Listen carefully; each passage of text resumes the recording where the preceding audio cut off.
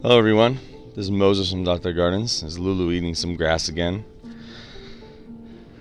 The vet says she's fine, so I don't know why she just keeps doing it. Maybe she ate something I don't know about. So in this video, I'm going to be talking about something that I am experimenting with. And I'll link up in the video right now a previous post about my ultimate experiment, about 75 fruit trees that I grow, amongst other plants that aren't fruit trees. And I've always wanted to try to grow mango. Now I know someone here in Central California that has very old mango trees, and they did not die in any winter, including a winter that went down to 25 degrees. Now obviously it was a lot older. I wouldn't put a sapling in the ground and expect it to survive that. But the two varieties are Glen and Manila that he grew, and I did the same. And I can tell you right now, we're going to do a comparison between mangoes and avocados. I have 3 avocado plants, a Mexicola, Zutano, and a newly planted bacon this year. Bacon out of all 3 of those are the best. I could see why a lot of my neighbors have bacon avocado trees. One of them has a 25-foot tall bacon avocado tree 100 feet away from me.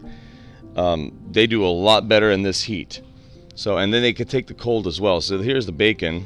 Now I sprayed some IV Organic and also diatomaceous earth on this to help it out a little bit. But if this was Mexicola or Zutano in this location without any shade, it would suffer. The Mexicola and Zutano are over there. I'll show you that in a little bit here. I'm going to show you the mangoes. The mangoes absolutely love the heat, and avocados don't like the heat so much, and they want tons of water. Mango doesn't want any water, barely. Sometimes I forget it. If I forgot to water that bacon, you'll know because it's all wilted until you water it, and about an hour later it perks back up. The mango just keeps going. Look how beautiful this is. Doesn't stop growing. Loves the heat. You know, obviously I sprayed too, the IV Organic and then some diatomaceous earth, because I don't want it to suffer. And here comes a helicopter. This is due to the smoke, everybody. I'm in the smoke right now. I'm breathing in a lot of smoke for this video. I try to wear a mask for this video, and it doesn't sound good. So it cleared up a little bit, but for a week straight we didn't see the sun here in California. Look how beautiful these leaves are. So like I said, that's why I'm going kind of quick with this video, because I don't want to be breathing in this air any longer. This is the Glen, hence the red, really red. The new leaves on the Manila aren't as red as the Glen. They both turn red a little bit. You can see the new leaves. But the Glen's really bright colored. Isn't that beautiful? They're doing really well.